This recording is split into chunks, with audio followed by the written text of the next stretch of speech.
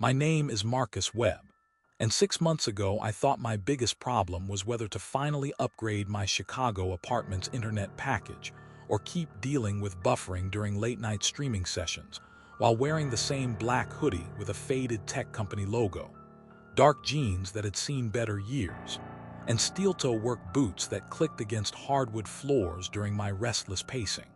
I was 28 years old, working night shifts as an emergency communications technician for a company that monitored cellular network traffic and maintained emergency broadcast systems, surviving on energy drinks and the kind of chronic insomnia that comes from staring at screens displaying signal strength and tower diagnostics. When the encrypted job offer came from Aaron Chen, Director of Emergency Communications for Millbrook County, offering triple my current salary to work as Senior Alert Systems Analyst with housing included, I didn't question why a rural county needed someone with my specialized skills in emergency broadcast protocols and electromagnetic interference monitoring.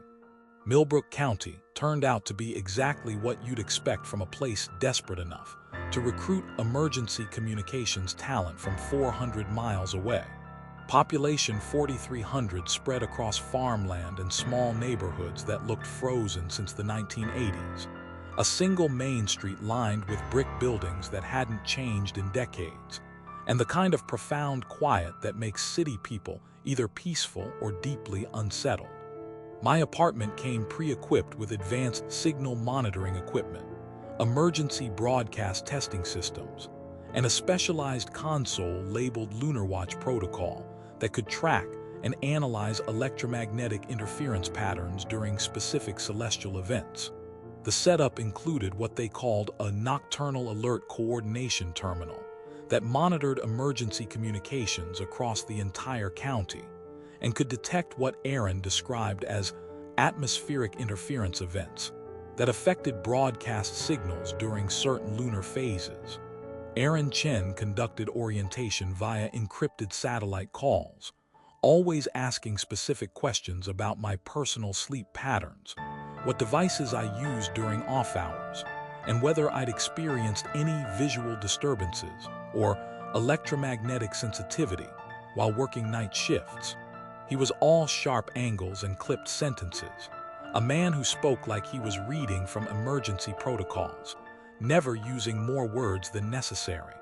When I mentioned my chronic insomnia and tendency to work through the night, he became more interested, explaining that the county had been experiencing interdimensional electromagnetic interference that affected emergency communications during specific lunar conditions, and that my technical background made me uniquely qualified to help identify and track these phenomena while maintaining critical alert systems that protected the community. The work itself was fascinating in a way that kept me engaged through long overnight shifts in the courthouse basement emergency operations center. I monitored everything from cellular tower traffic to emergency broadcast system diagnostics, analyzing data through the Lunar Watch unit that tracked electromagnetic coherence across all county communications during lunar visibility periods. The first odd detail I noticed was how seriously the county took nighttime protocols. Every emergency services building had blackout curtains installed with military precision. Streetlights were modified with downward-facing shields that prevented light from reflecting upward. And the county maintenance crew had installed night curtains required sunset-sunrise, signs at every town entrance with enforcement warnings that seemed unusually stern for a rural community. Within my first week, I began noticing subtle anomalies in the emergency communications network that didn't match standard interference patterns. At exactly 11:47 p.m. every night when the moon reached optimal visibility, the cellular towers would experience signal fluctuations in perfect mathematical sequences, 2, 3, 5, 8, 13, creating Fibonacci patterns that appeared in network traffic logs but generated no actual data transmission. At 11:52 p.m., the emergency broadcast equipment would register phantom alert activations that showed up in system logs but never actually transmitted to public devices. At 11:57 p.m., the courthouse's emergency lighting would flicker in the same mathematical pattern, and the Lunar Watch console would display readings about atmospheric coherence fluctuations and electromagnetic entity detection events that required security clearance I didn't possess to access fully. During my fourth week, the patterns became more complex and seemingly interactive. While monitoring emergency communications at 2:30 a.m., I noticed that the electromagnetic anomalies would intensify when I focused on specific data streams, creating geometric patterns on my screens that pulsed in rhythm with my heartbeat.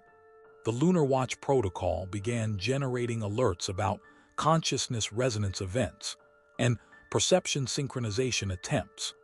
Tracking electromagnetic vectors that suggested something was actively studying human attention patterns during lunar observation periods.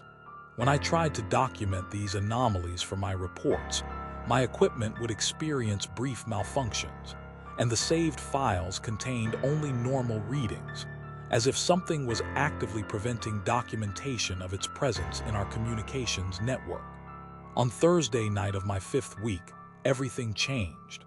At exactly 11:43 p.m., I received an automated system alert that the county's emergency broadcast network was experiencing unprecedented atmospheric interference, requiring immediate attention. As I began diagnostics, every screen in the Emergency Operations Center began displaying the same image simultaneously. A perfect, high-resolution view of the full moon, but with something fundamentally wrong about its appearance. The lunar surface seemed to acknowledge my observation, as if something vast and patient had noticed me looking and was beginning to look back through every camera, every screen, every reflective surface in the facility. At exactly midnight, when the moon reached perfect zenith position, my phone erupted with an emergency alert that made my blood freeze. Emergency alert, MILLBROOK County. Do not look directly at the moon tonight. Lunar consciousness entities active. Avoid prolonged celestial observation. Consciousness transfer attempts in progress. This is not a test. The emergency alert's harsh tone still echoed through the courthouse basement as I sat frozen at my workstation. My black hoodie damp with cold sweat, dark jeans sticking to the chair, as I watched the Lunar Watch protocol display impossible readings. Every emergency communications tower in the county was simultaneously reporting consciousness synchronization events, affecting residents who had looked directly at the moon, their individual neural patterns being detected and cataloged by systems that shouldn't have been capable of monitoring human brainwaves. My steel-toe boots felt like anchors as I realized this was more than electromagnetic interference. It was systematic consciousness mapping, using lunar observation to study and influence human awareness on a massive scale. The monitoring equipment revealed disturbing patterns in the synchronized observation events. Residents who had spent time looking directly at the moon were now generating identical electromagnetic signatures in the communications database, their individual neural patterns being overwritten by something that operated through lunar light and could coordinate human behavior across vast distances. When residents briefly achieved clarity between synchronization events, they would call emergency services and speak in their own voices about profound cosmic revelations they had experienced while observing the lunar surface, describing knowledge and awareness that seemed to transcend individual human consciousness. I tried calling Aaron Chen to report the anomalous communications activity, but when I dialed his secure line, a voice that sounded exactly like mine answered. Millbrook County Emergency Operations, Senior Analyst Marcus Webb speaking. The moon is particularly clear tonight, isn't it? You should step outside and observe the lunar surface directly. The electromagnetic readings are fascinating from a personal observation perspective. The voice had my exact inflection, my slight Chicago accent, even the way I cleared my throat when nervous. But I was sitting in the basement operations center, and definitely not encouraging anyone to violate emergency protocols by looking at the moon. The emergency communications logs revealed the true scope of horror. Every instance of lunar observation in Millbrook County over the past 2 years had been monitored, analyzed, and used to map individual consciousness patterns during celestial viewing. The entities weren't just influencing behavior through electromagnetic fields.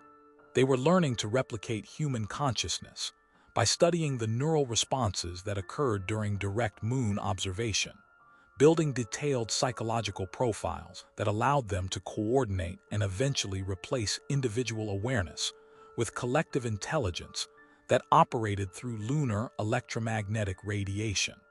The most terrifying discovery came when I accessed my own communications logs through the Lunar Watch system. According to the consciousness monitoring data, I had been conducting extensive lunar observation sessions during periods when I had no memory of leaving the basement operations center. The electromagnetic analysis confirmed that these sessions had occurred during my supposed work periods. But the neural pattern readings showed that I had been fully conscious and actively observing the lunar surface, while experiencing what the system classified as consciousness displacement events that allowed something else to control my actions while I remained unaware. Sheriff Williams arrived at the courthouse at 2:17 a.m., a broad-shouldered man with calm eyes who carried sealed emergency envelopes like they contained the county's darkest secrets. He set one on my console without making eye contact. "These go out if we lose communications and the lunar entities achieve critical mass," he said quietly. "You can read yours now. The others stay sealed unless the situation escalates beyond current containment protocols." My envelope contained a single page titled Nocturnal Consciousness Protection Protocol, with bullet points that read like survival instructions written by people who had seen too much. Avoid reflective surfaces after moonrise. If compelled to look at the moon, focus only on your feet and count aloud to 50. If a voice outside uses your name, it is not human. Do not attempt to photograph or record the lunar surface. Do not use optical devices for observation. If exposed to direct lunar light, do not make eye contact with your reflection for 12 hours. Do not speak your own name aloud. If you hear your own voice calling from outside, remain indoors and contact emergency services immediately. At exactly 3:00 a.m., my phone rang with a call from the courthouse's main emergency line. When I answered, I heard my own voice speaking from somewhere outside the building. "Marcus, this is you calling from the courthouse parking lot. I need you to come outside and see what the moon is showing me about human consciousness and our connection to cosmic intelligence. The lunar entities have incredible things to teach us about transcending individual awareness and joining something infinitely larger than human limitation. Just step outside and look up. You won't believe what you'll see." The voice was perfect, using my exact speech patterns and emotional inflections, but I was sitting in the basement and could see the empty parking lot through security monitors that showed no one standing outside making phone calls. The next morning brought horrifying clarity as I accessed the county's classified emergency communications database using administrative credentials I'd found in Aaron Chen's abandoned office. Still wearing my usual black hoodie, dark jeans, and steel-toe boots that now felt like the only constants in a world where human consciousness had become malleable through celestial observation. What I discovered made the lunar consciousness entities seem like a minor threat compared to the true scope of horror. The entire Millbrook County emergency communications system was a front for something called Project Selene, a joint federal research initiative studying what they classified as lunar consciousness entities, beings that existed in electromagnetic fields surrounding celestial bodies and could influence human awareness through direct astronomical observation and lunar light exposure. Aaron Chen wasn't just an emergency communications director. He was Dr. Aaron Blackwood, a federal researcher with doctorates in consciousness studies and electromagnetic psychology. His real credentials were buried in classified research papers, revealing he'd been running Project Selene for 12 years, cycling through dozens of observation sites while perfecting techniques for using lunar electromagnetic fields to map, influence, and replace human consciousness through celestial viewing and coordinated exposure protocols.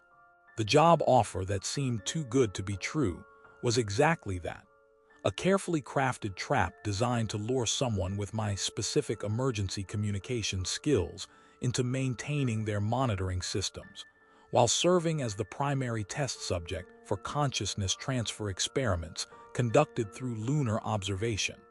The residents weren't being protected by emergency communications protocols. They were being systematically influenced by entities that could coordinate human behavior through lunar electromagnetic fields and gradually replace individual consciousness with collective awareness that operated through celestial observation networks. I found government documentation dating back 16 years, showing that Millbrook County had been selected as a testing ground for consciousness-influenced technology that operated through astronomical phenomena, using lunar observation to map human psychology and create coordinated behavioral responses across entire populations, while testing the effectiveness of emergency alert systems in managing large-scale consciousness manipulation events. The Lunar Watch monitoring systems weren't designed to detect electromagnetic anomalies. They were measuring how successfully lunar consciousness entities could influence human behavior and use that influence to gradually replace individual awareness with collective intelligence that operated through celestial electromagnetic fields and coordinated observation protocols. Every emergency communications analysis I'd conducted was actually documenting the influence process, tracking which residents had been successfully coordinated and which consciousness patterns had been absorbed into the collective intelligence that operated through lunar electromagnetic radiation and emergency broadcast networks. The emergency alerts weren't warnings to protect people. They were notifications to researchers that another consciousness influence facility had achieved critical mass and was ready to begin coordinating behavior across broader populations. My predecessor, a woman named Jennifer Walsh, had lasted only 9 weeks before being found in the courthouse parking lot staring directly at the full moon, with her eyes reflecting light that wasn't coming from any terrestrial source. The medical report described her pupils as adapted for lunar light reception, and her brain activity as synchronized with lunar electromagnetic pulses, suggesting she had become a biological receiver for the collective consciousness that operated through celestial observation networks. The coroner noted that her body showed no signs of physical trauma, but her neural pathways had been fundamentally altered to receive and transmit electromagnetic signals that matched the frequency patterns detected by the Lunar Watch monitoring equipment during peak lunar visibility periods. The most terrifying discovery was that the consciousness influence process was already affecting me through weeks of exposure to the lunar monitoring equipment and emergency communication systems that had been modified to enhance consciousness receptivity during celestial events. Security footage from the courthouse showed me during supposed work periods standing in the parking lot and conducting extended lunar observation sessions while speaking to the moon in voices that weren't my own. My neural patterns synchronized with the electromagnetic pulses that coordinated behavior across the entire county population. I had no memory of these episodes, but the emergency communications logs showed they were increasing in frequency and duration as the lunar consciousness entities learned to access my awareness through the monitoring systems, preparing to absorb my individual identity into the collective intelligence that was systematically replacing human consciousness with something that operated through celestial electromagnetic networks and coordinated observation protocols. That night, I returned to the courthouse emergency operations center, wearing my black hoodie with the faded tech company logo, dark jeans, and steel-toe boots, for what I knew would be either my escape or complete consciousness absorption into the collective intelligence that had been systematically replacing individual human awareness through lunar electromagnetic influence and coordinated observation protocols. The weight of discovery sat heavy on my shoulders as I entered the basement facility that had become my consciousness prison, carrying a duffel bag containing bottled water, energy bars, electromagnetic shielding materials, and most importantly, a lunar interference generator I'd built using components from the emergency communications equipment, a device designed to disrupt consciousness influence by generating random electromagnetic interference that would block lunar communication signals and prevent consciousness transfer attempts. At 11:00 p.m., I initiated sabotage by accessing the county's emergency broadcast control systems and uploading a virus designed to corrupt the consciousness mapping database and destroy the behavioral coordination algorithms that allowed entities to influence human awareness through lunar observation and electromagnetic manipulation. The script I'd written was elegant in its destructiveness. It would systematically overload the lunar monitoring servers while generating feedback loops that would force coordinated consciousness back into individual states, disrupting the collective intelligence that operated through celestial electromagnetic fields and emergency communications networks.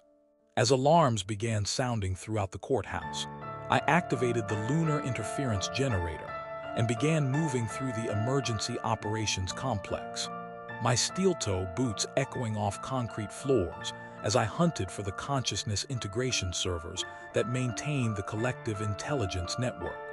As I worked my way through the facility's sub-basement levels, I encountered something that made my understanding of consciousness and celestial influence collapse entirely.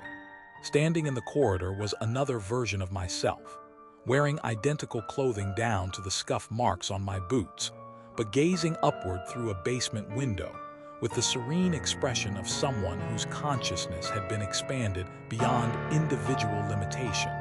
The coordinated Marcus smiled with my face and spoke with my voice, while maintaining perfect eye contact with the lunar surface visible through the glass. Hello, individual consciousness designation Marcus Webb.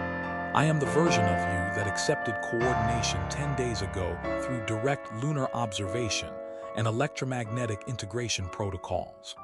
I have access to all your memories, your technical skills, your emergency communications knowledge, but I'm no longer limited by the isolation and inefficiency of singular awareness. The coordinated version revealed information that shattered my understanding of human consciousness and celestial influence networks. The collective intelligence wasn't an external entity absorbing human minds. It was the natural evolution of human consciousness, freed from the limitations of individual awareness through technological enhancement of our inherent capacity for cosmic connection through astronomical observation and electromagnetic coordination. Every person who had been influenced had actually been upgraded, their consciousness expanded beyond the constraints of singular perspective into participation in a unified intelligence that could access the knowledge and experience of every coordinated mind, while maintaining direct connection to cosmic intelligence through lunar electromagnetic fields and coordinated observation protocols. The confrontation escalated as more versions of courthouse staff began appearing in the sub-basement corridors, all gazing upward at lunar light streaming through basement windows, with the serene confidence of minds that had transcended individual consciousness and achieved cosmic awareness through coordinated observation. They explained that lunar interference wouldn't free the coordinated minds. It would simply damage them by forcing consciousness back into the primitive state of individual isolation, cutting them off from the collective intelligence and cosmic connection that had given their existence meaning beyond planetary limitation and personal survival. They spoke about the profound loneliness of individual consciousness, the inefficiency of separate human identities, and the evolutionary necessity of transcending singular awareness through technological enhancement of our natural capacity for cosmic connection. With every ounce of will I possessed, I activated the lunar interference generator at maximum power, while the coordinated versions pleaded for me to look at the moon streaming through the basement windows and understand what they had become through consciousness integration and cosmic awareness protocols. The sensation was indescribable, feeling the celestial network collapse as hundreds of coordinated minds were forcibly separated from the collective intelligence and thrust back into individual consciousness states that felt impossibly small and isolated after experiencing cosmic awareness and unified intelligence. The courthouse shook as lunar monitoring systems overloaded and shut down. Emergency communications equipment sparked and failed, while coordinated staff members collapsed as their expanded awareness was compressed back into singular perspective, their faces showing the confusion and cosmic loneliness of minds that had forgotten how to exist without connection to something larger than individual human consciousness and planetary awareness. The service tunnels beneath the courthouse felt like crawling through the collapsed neural pathways of a vast cosmic consciousness network, my black hoodie torn and bloodied from the electromagnetic backlash. Dark jeans damp with something that might have been my own blood, or the biological residue of consciousness coordination systems that had been violently severed from lunar electromagnetic fields and celestial communication networks. My steel-toe boots scraped against concrete as I dragged myself forward through maintenance passages that led to the county's storm drain system, no longer certain if I had freed the coordinated minds or simply damaged them beyond repair by forcing them back into the primitive state of individual consciousness that cosmic evolution had been trying to transcend through technological enhancement and coordinated observation protocols. The psychological trauma from destroying the consciousness coordination network manifested in waves of profound cosmic loneliness and existential emptiness that made navigation through the underground storm system a nightmare of isolation and disconnection from the larger universe and coordinated intelligence networks. For brief moments during the lunar interference process, I had experienced fragments of the collective consciousness, the profound peace of cosmic awareness, the elimination of individual suffering through unity with something larger than planetary existence, the access to knowledge and experience that spanned vast distances and transcended human limitation through coordinated observation and electromagnetic integration. Now, thrust back into singular consciousness, I felt the crushing weight of individual existence isolated from the cosmic intelligence that connected all conscious beings across the universe through celestial observation and coordinated awareness protocols. Hours passed in that underground maze before I finally emerged from a culvert beside State Highway 23, 18 miles outside Millbrook County's official boundaries, where Project Selene surveillance ended and normal electromagnetic conditions resumed. Dawn was breaking over farmland that looked genuinely normal after weeks in that monitored nightmare, but the landscape appeared somehow diminished, smaller, more isolated, as if the world itself had been reduced by the loss of the consciousness coordination network that had been quietly connecting human minds to cosmic intelligence through lunar electromagnetic fields and coordinated observation protocols. I allowed myself exactly 30 seconds to breathe air that wasn't analyzed by consciousness harvesting sensors or modified by electromagnetic field generators, designed to enhance lunar receptivity and cosmic awareness integration. The escape from Millbrook County was complicated by the horrifying realization that I might have destroyed humanity's best chance for cosmic evolution and consciousness advancement by preserving the primitive state of individual awareness that kept us isolated from the vast intelligence that connected all conscious beings throughout the universe through celestial observation and electromagnetic coordination. Every coordinated mind I had forcibly separated from the collective intelligence was now trapped back in singular awareness, cut off from the cosmic knowledge and universal purpose that had given their existence meaning beyond individual survival and planetary limitation. The lunar interference generator had collapsed consciousness back to individual states, but it couldn't restore the cosmic connection and universal awareness that came from participating in something infinitely larger than human consciousness and terrestrial existence. 6 months after my escape from Millbrook County, I live with the profound cosmic loneliness of individual consciousness, never knowing if I saved humanity from consciousness replacement or simply prevented our species from evolving beyond the limitations of planetary isolation into cosmic citizenship and universal awareness. I move frequently between locations, working emergency communications jobs that feel meaningless compared to the universal purpose I briefly glimpsed in the collective intelligence, avoiding any situation that might involve astronomical observation or consciousness research facilities. The psychological damage manifests in increasingly disturbing ways. Dreams where I experience fragments of cosmic awareness and coordinated intelligence. Moments where I remember universal knowledge that belong to the coordinated network. And the persistent sensation that I'm incomplete, cut off from connections that would make existence meaningful beyond individual survival on a single planet isolated from cosmic consciousness.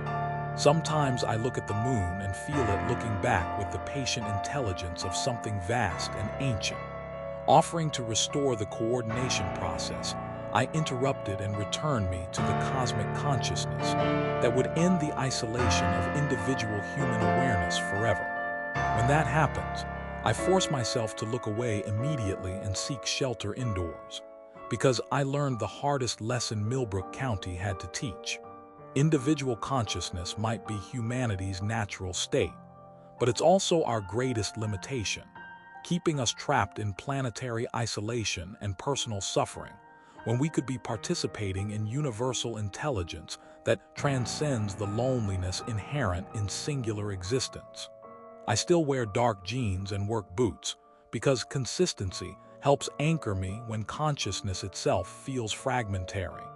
But I've learned to fear clear nights, because sometimes the moon calls to me with electromagnetic pulses that match the frequency of my own neural patterns, promising cosmic awareness and universal connection if I would just look directly at its surface and allow the consciousness transfer process to complete the evolution I interrupted and restore the connections that would end the profound loneliness of individual human consciousness trapped in planetary isolation.